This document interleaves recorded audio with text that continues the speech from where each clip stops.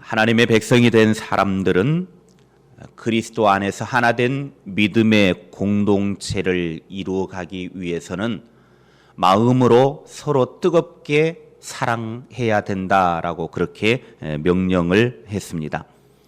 이제 그 명령을 실천을 하면서 살아가야 합니다. 그러기 위해서는 버려야 할 악한 습관들을 버리고 하나님의 말씀은 사모해야 합니다. 겨울이 되자 철새들이 남쪽으로 날아가다가 배가 몹시 고팠습니다.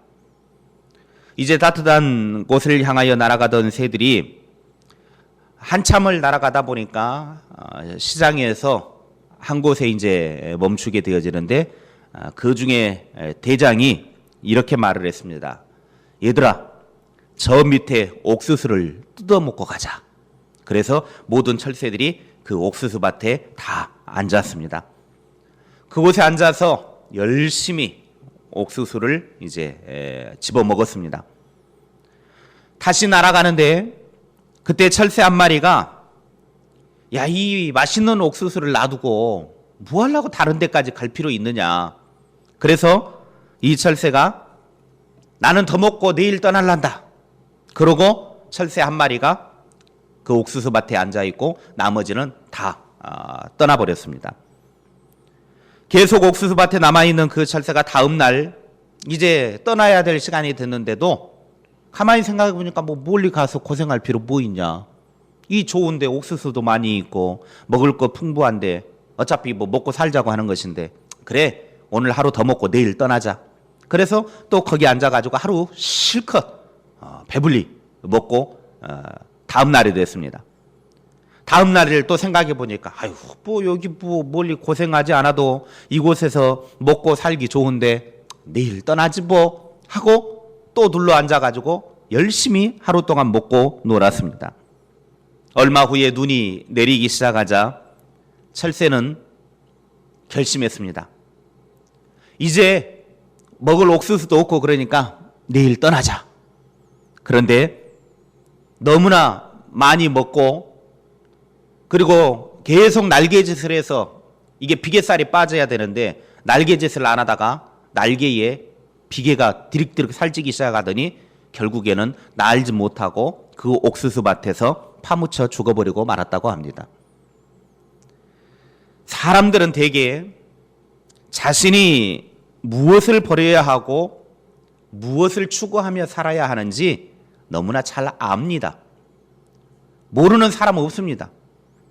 중요한 것은 알고는 있지만 내일 하자라고 결심만 하다가 소중한 시간 다 허비해버리고 정작 떠나야 될 때는 떠나지 못하고 버려야 될 때는 버리지 못하고 결국에는 그렇게 살다가 나중에 후회하는 일들이 많이 생기더라는 것입니다.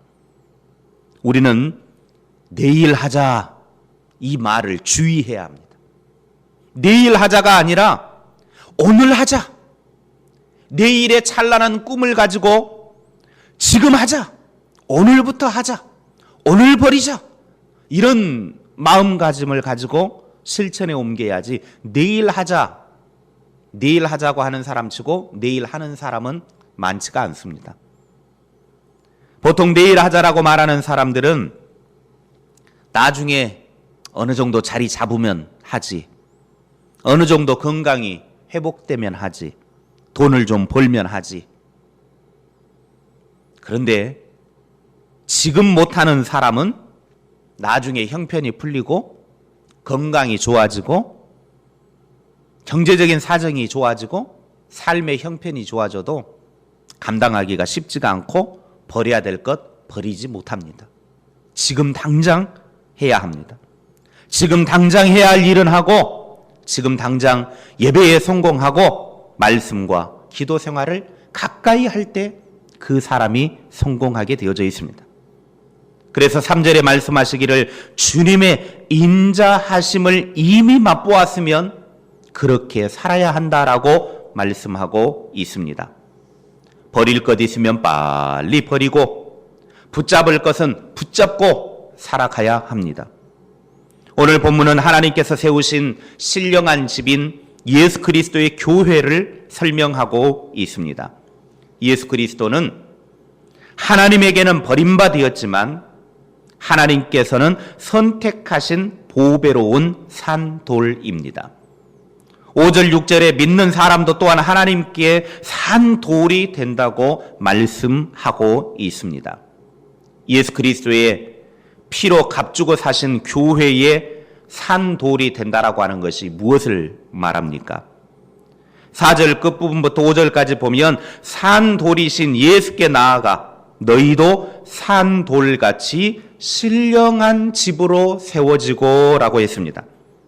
베드로는 예수님을 당시의 메시아를 표현하는 그 표현에 있어서 산돌, 리빙스톤, 살아있는 돌이다 라고 그렇게 말을 하면서 성도도 예수 그리스도를 믿는 사람이기 때문에 살아있는 돌처럼 행동해서 교회를 성장시키고 하나님이 기뻐하시는 거룩한 제사장이 되라고 권면하고 있습니다.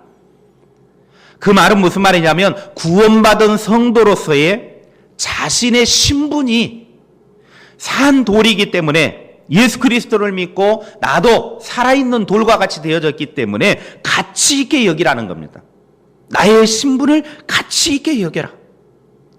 사람이 자기 신분을 소중히 여기면 그 신분에 걸맞는 삶을 살게 되어져 있습니다. 그래서 그 신분에 맞게끔, 직분에 맞게끔 삶을 살아가게 되는 것이죠. 고대 그리스 스파르타 지역에 한 왕이 있었습니다. 당시 그 왕은 아주 강한 성벽을 구축을 해서 어느 군사도 그 성벽을 무너뜨릴 수 없을 정도로 강력한 성벽을 구축을 해 놓았습니다. 어느 날 근처에 한 군주가 스파르타를 방문을 했습니다. 그가 여기저기 둘러보다가 이제 스파르타의 왕에게 이렇게 말을 했습니다. 왕이여, 이번에 새로 구축한 강한 성벽을 한번 보여주시지 않겠습니까? 그러니까 가장 강한 성, 어떻게 생겼는지 한번 좀 보여달라는 겁니다. 그때 스파르타 왕이 이렇게 대답을 했다고 합니다. 내가 구축한 가장 강한 성벽은 저기 보이는 잘 훈련된 군사들입니다. 저 잘 훈련된 충성스러운 군사들이 우리 스파르타의 가장 강력한 성벽입니다. 라고 말을 했다고 합니다. 우리는 스파르타 왕의 잘 훈련되어진 충성스러운 군사들처럼 교회의 견고한 산돌이 되어야 합니다. 우리들 한 사람 한 사람이 가장 충성스럽고 가장 견고한 교회를 구축하는 성벽이 되어야 합니다. 어떻게 산돌이 될 수 있습니까? 본문 4절 말씀을 보면 베드로는 산돌의 축복을 받기 위해 예수님께 나오라 그렇게 권면을 하고 있습니다. 예수님께 나오라는 것입니다. 오늘날 사람들이 여러 가지 축복의 비결을 찾고 있지만 가장 간단하고도 가장 확실한 축복의 비결은 진실한 마음으로 예수님께 나아오는 것입니다. 여러 가지 축복의 방법들을 찾아 나서고 있지만 가장 확실하고도 가장 우리가 하나님 앞에서 보장되어진 축복의 비결, 그것은 예수님 앞에 나아오는 것입니다. 힘들고 어려울 때도 고통스러울 때도 변함없이 주님 앞에 나와야 합니다. 힘들다고 교회 나오기를 포기하면, 힘들다고 내게 주어진 길들을 포기하면 주님의 은혜를 체험할 길이 없습니다. 어떤 일이 있어도 우리는 주님 앞에 나와야 합니다. 로마서 8장 32절에 자기 아들을 아끼지 아니하시고 우리 모든 사람을 위하여 내주시니가 어찌 그 아들과 함께 모든 것을 우리에게 주시지 아니하겠느냐. 주님은 풍성한 축복을 준비해 놓으셨다가 우리가 주님 앞에 나오기만을 기다리고 계십니다. 언제든지 줄 준비를 하고 계시는 분이 우리 주님이십니다. 다 보따리 싸들고 와가지고 주님이 우리에게 뭘 줄까? 지금 마치 그냥 성탄절이 되면 산타 할아버지가 보따리 그냥 싸들고 와서 나눠주려고 준비하고 있듯이 오기만 하면 주려고 지금 보따리 싸들고 기다리고 계십니다. 주님이 보따리 들고 계시는데, 나눠주려고 들고 계시는데, 문제는 받을 사람들이 나오지를 않는다라는 거예요. 그러니 주님이 그 보따리 다시 들고 돌아가는 거죠. 우리는 주님께서 준비하신 그 풍성한 복을 누리기 위해서는 주님 앞에 나와야 합니다. 의심하지 말고 주님께서 예비하신 복은 너무나 크고 풍성하고 가장 좋은 것이다라고 하는 믿음을 가지고 주님 앞에 나와 주님으로부터 풍성한 은혜를 누리며 살아갈 수 있기를 바랍니다. 산돌이신 예수님께 나와서 풍성하게 주시는 그 은혜를 누리는 삶이 되시기 바랍니다. 이제 거듭난 사람들도 그리스도의 생명을 받았기 때문에 산돌로 지칭이 되어서 그의 교회를 구성하는데 한 부분이 되어야 합니다. 우리가 이제 산돌이 되어져서 우리들 한 사람 한 사람이 교회를 이루는 한 벽돌이 되어야 된다는 것입니다. 절대로 교회를 무너뜨리거나 교회를 허무는 일을 해서는 안 됩니다. 왜냐하면 우리는 산돌이기 때문입니다.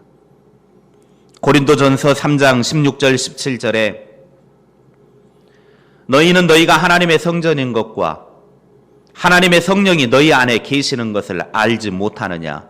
누구든지 하나님의 성전을 더럽히면 하나님이 그 사람을 멸하시리라. 하나님의 성전은 거룩하니 너희도 그러하니라. 우리는 오히려 무너지는 교회도 세우는 역할을 해야 합니다. 살리는 역할을 담당해야 합니다.